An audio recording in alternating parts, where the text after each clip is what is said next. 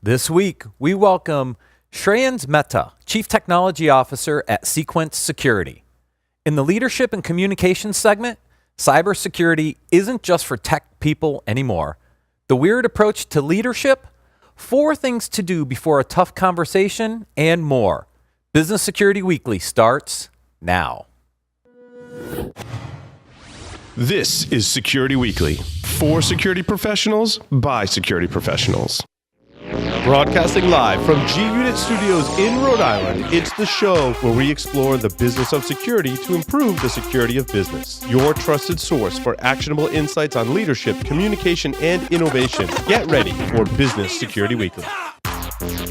Do you have a website, an external presence, employees, an office? Any of these things can be compromised and attacked. How are you defending your assets? Have you penetration tested your public assets? Start 2018 by taking a proactive approach to securing your vulnerable areas. Black Hills Information Security has been helping companies find their weaknesses since 2008. Email consulting at blackhillsinfosec.com and see how they can help you sleep better at night. How much confidence do you have in your security program? Trusted Sec is a global information security consulting firm created by Dave Kennedy with some of the industry's most respected professionals. Their team works collaboratively with your company to improve security regardless of its current maturity level. Trusted Sec offers an ever-growing list of customized services including red and purple teaming, software and hardware security, incident response, PCI, and risk and maturity assessments. You can visit trustedsec.com/security weekly to learn how Trusted Sec can become an extension of your team. Welcome to Business Security Weekly. This is episode number 115, recorded January 31st, 2019. Yes, we are a few days late this week. I am your host, Matt Alderman, here in G-Unit Studio in Rhode Island with my co-host, Paul Asadorian. Hey, thanks, Matt. It's good to have you here in studio. Yeah, that's why we delayed a little bit. Nice. It was so much easier to do these when we're together, so that's why we're late this week, everybody. It's good. It's all good. Very good. Join us April 1st to 3rd at Disney's Contemporary Resort for InfoSec World 2019. Visit infosecworld.misty.com/security-weekly and use the registration code OS19-SecWeek for 15% off the main conference or World Pass. We have a number of interviews scheduled with confirmed speakers across all of our shows, so please stay tuned to learn more about topics that will be covered at the conference. Also, we will be recording at InfoSec World 2019. If you're interested in booking an interview or a briefing with Security Weekly, please visit securityweekly.com/conference request to learn more. Also, check out our on-demand material. Some of our previously recorded webcasts are now available on demand at securityweekly.com/on-demand. All right, let's start with our guest interview for this week. Shreyans Mehta is the co-founder and Chief Technology Officer at Cequence Security. His innovation in network security have yielded many patents and solutions leveraging real-time packet inspection and cloud-based data analytics. If you want to learn more about Cequence Security, you can visit securityweekly.com/sequence. All right, Shreyans, welcome to Business Security Weekly. Thanks, Matt. So we want to talk a little bit about advanced bot protection. You guys have built some very interesting capabilities, and I think the problem statement is pretty straightforward, right? We see 30+% of internet traffic being malicious kind of bot traffic, which kind of sets up the problem. Give us an idea of kind of how big that problem really is.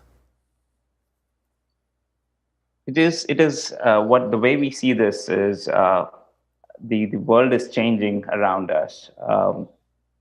The 5 to 10 years ago, we used to have sort of a connected enterprise, but that has evolved into what we call it as a hyper-connected enterprise. Think about the applications that are out there. You have your mobile apps, you have your web applications, you have your APIs that are actually talking to these applications. Now, what we see in here is on a typical application, there are more than 20, 30 different entry points. And because of that, the attack surface to it has also increased.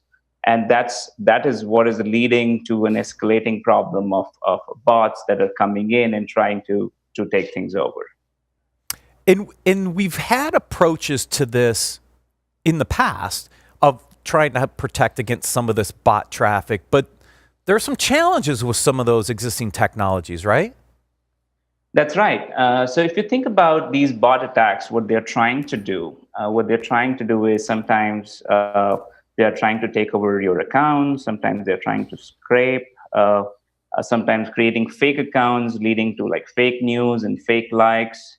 But there is nothing wrong, sort of structurally, with these requests. And what people are used to using is something like their CDNs to solve this problem, their web application firewalls, and sometimes even homegrown tools. But none of them can sort of detect the intent of these bots, because all they can do is some basic signature matching, like the CDNs. They don't even have the application context to understand what these bots are doing. All they can do is, okay, how fast are things coming in? Maybe I'll statistically detect that and block these things. The web application firewalls that you have in today, they can just do basic signature matching, and they add latency because everything is in line. And then the people are also sort of getting introduced to what we call as the first generation bot defense solutions. But they are very hard to integrate. You have to change your application to make things work in those environments. Right. So, Shreyans, when I go to websites, right, especially ones that require a login or some kind of registration, there's that little checkbox that I have to click that says I'm not a robot, right? I think that's kind of like the evil bit that we joked about in packets, right? Like, oh, I'm not a robot. But like, how does that work, and what are some of the limitations of that solution compared to some of your more innovative techniques? Sure. So I think that's a very good basic check, I would say. What it does is it runs some sort of a JavaScript on your web page and tries to detect is if I can run the JavaScript, it collects some basic things around that did I move the mouse or not, and then sends that information back to the website and says that, okay, it looks like a real browser and it must be a human driving it. But the problem with that approach is, number one, is it sometimes comes with what we call as CAPTCHAs. What that means is it causes people to read up some things that they're not used to reading because it looks very scribbled up and things like that. The second thing is, effectively, you have to change your website code to make these things work. Mm-hmm. It works well if you have like a one or two applications, but for applications that are hundreds of them, like in certain large organizations, it's very hard to keep up with instrumenting those things. The second problem with this approach is it doesn't really work on mobile applications. That the mobile applications work on XML and JSON, and there is really no way to put JavaScript in there. And again, if you extend that thing for sort of a enterprise to enterprise communication that is exposed through APIs, really not an option there as well. So it's a very limited approach, and it causes sort of a lot of pain in your sort of engineering process to instrument these applications for CAPTCHAs and JavaScript to run. I feel like also from the attacker's perspective that it could be pretty easily bypassed, right? I mean, you could outsource your CAPTCHA fill-ins to actual human beings somewhere. You could either block JavaScript or render JavaScript depending on what your goal is as an attacker, correct? That's right. So again, my background is I come from Symantec, and I've seen these kinds of instrumentations and sort of reversing of JavaScripts in the past. And it's what we see is effectively all these kinds of sort of JavaScript-based detection mechanisms are prone to sort of what we call as a replay attacks, where you can capture what kind of data these JavaScripts are sending back to the application, and then sort of replay it over a period of time. Obviously, you can include some fuzziness so that it's not the same static content going over and over again. Matt? So if the current techniques, the CAPTCHAs, the WAFs, the CDNs don't work. What's a better way to solve part of this challenge? How do you do it differently then? So number one is, I mean, if to include any security, right, you have to make it very, very simple to integrate. So the way to deal with it is it should be non-intrusive in nature. Otherwise, people tend to either disable it or only put locks on certain doors and not protect your entire ecosystem. So the right way to actually do this is it should be able to discover all the applications that you have in your environment, because your DevOps folks are rolling out new applications. Sometimes you're acquiring new companies and you're sort of onboarding maybe 10, 15, hundreds of new applications. So first thing is to get visibility into what your attack surface is like, rather than, okay, I know this application is being attacked, I need to start instrumenting it. So that is a big part of detecting bots. The second part is, without adding any risk to the application, we should be able to detect, are they being abused or not, right? In terms of a human or a machine coming in, and what is the intent of that bot that is coming in, because you just don't want to simply stop it. Oh, this is an automation and I want to go ahead and stop it, because there is tons of good automation hitting your site as well, and you don't want to block those guys. So that's the second big aspect when it comes to detecting bots properly. And the third aspect is you should be able to defend in a way using your own tools, or because without adding new risk by putting anything in line, or sort of instrumenting new applications. But you should be able to defend them in a way that is sort of adds less risk to your setup. So can't be in line, because that's what the WAFs do and creates some of the latency. Can't be a proxy either. I don't think it can be a proxy. That's in line. Yeah, I mean, proxy right? is basically an inline method. I don't think you want it to be agent-based or anything along those lines. So is it purely network detection kind of techniques then that you use to help do aspects of that discovery and analysis to really identify that traffic and to understand whether it's good or bad? Is it all kind of at the network layers where you're primarily doing this?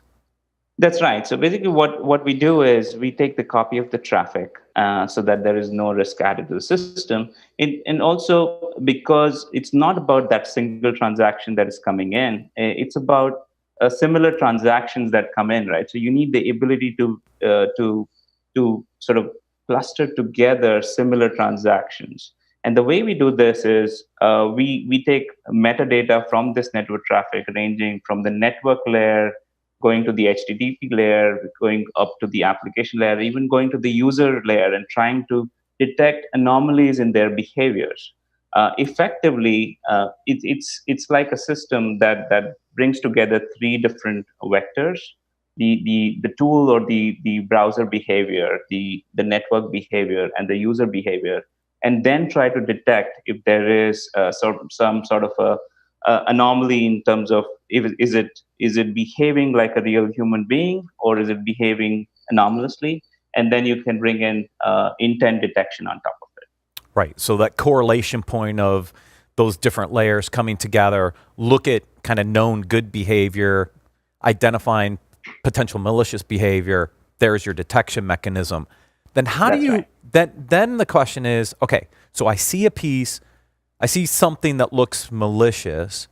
What's the remediation step? What's that action that you can take to then protect your site or that API from that traffic? What does that look like then?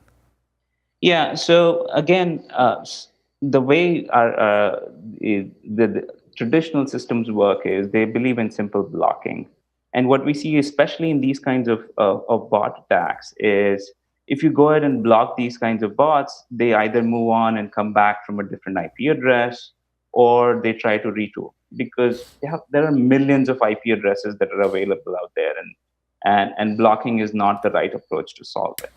Instead, the approach that we believe in is what we call as Honeytrap, where we can actually confuse the attackers by sending them fake responses.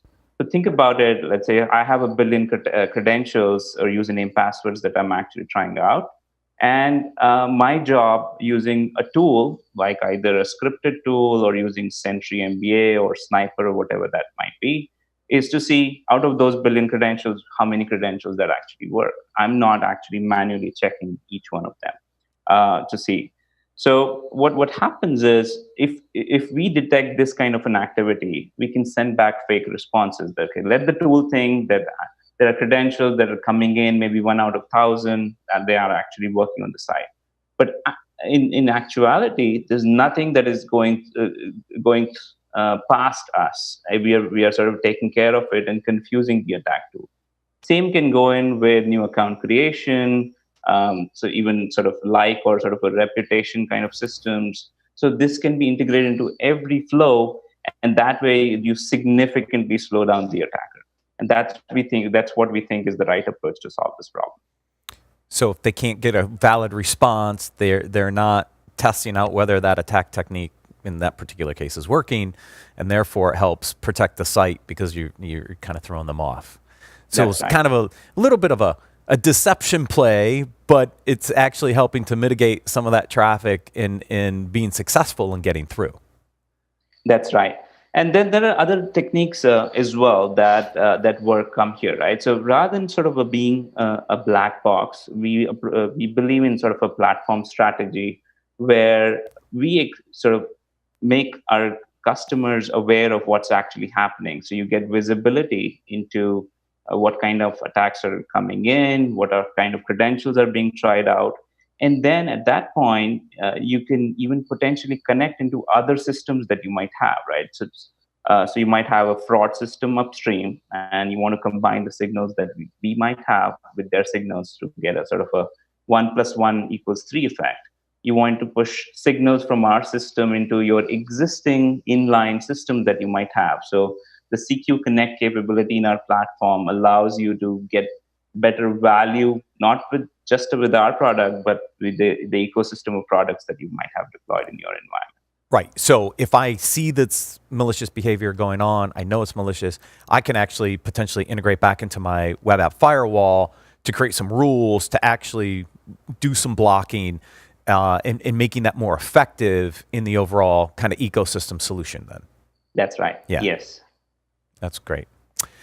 So what's some of the value out of leveraging this type of approach? I mean, a lot of organizations have already spent good money on their CDNs and their web app firewalls.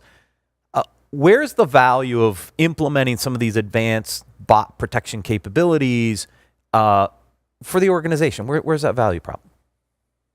So what we're seeing is, given that this is sort of an escalating problem,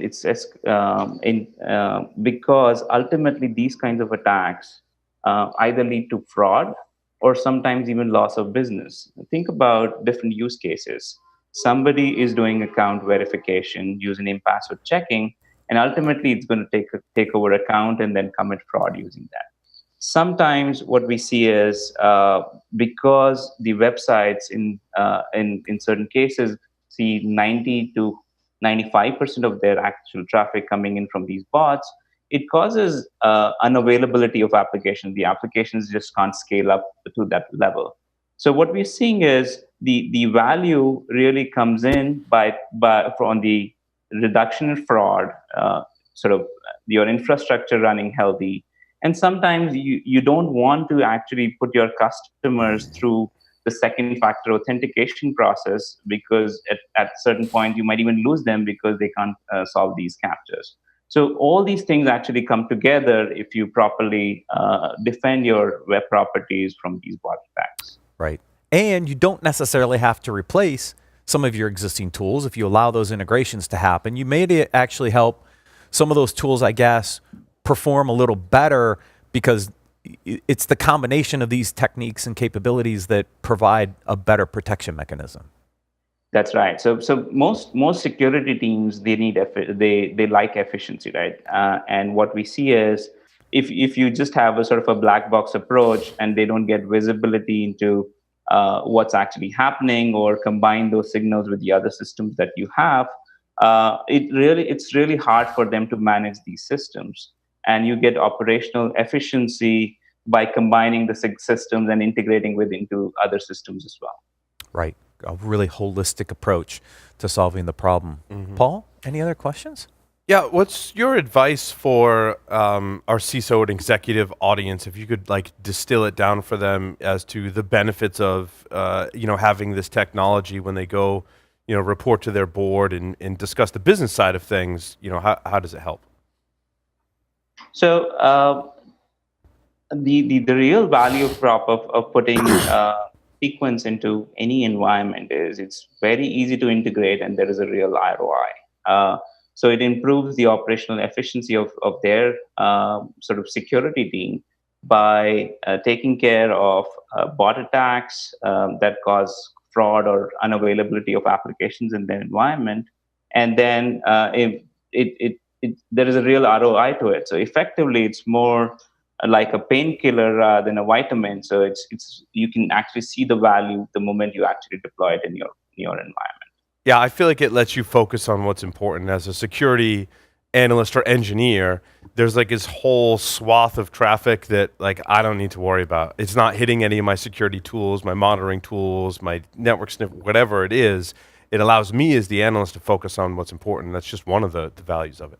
I like that. That's right. Yep. Oh, very good. Shreyans, thank you for joining us on Business Security Weekly.